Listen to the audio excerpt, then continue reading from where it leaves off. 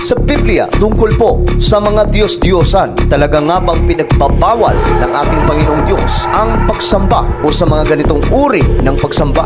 Lalong-lalo na po mga sangkay nung isiwalat niya po dito yung pagsamba sa mga Diyos-Diyosan na kung saan mga sangkay ginawa po niya itong katawa-tawa sa kanyang mga statement. Ngunit sa statement ng dating Pangulo mga sangkay ay malinaw na ipinapahayag ang kahalagahan ng kaalaman tungkol po sa mga ribultong ito. Ano nga ba talaga ang totoo mga sangkay? Talaga nga bang ipinagpabawal sa salita ng Diyos o isang malaking kamangmangan ang sumamba o lumuhod sa kung sino mang ribulto na mayroon ng ating mundo? Alam mo ba kung ilang asanto ng Katoliko? 35,000. All the years. Sa Italy, marami sila. Ang Pilipino, mayroon rin.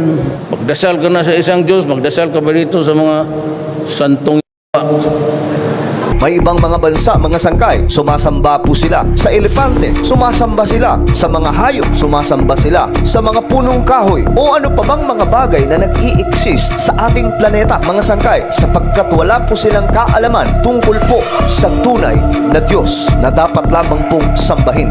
So kung ang Israel, mga sangkay, ay hindi gumagamit ng anumang ribulto, bakit may iilang simbahan, mga sangkay, na ginagamit po ang mga gawa ng tao para luhuran, pinupunasan pa, hinahalikan pa sa pag-aakala nila, mga sangkay, na ito po ang magpapagaling sa kanila?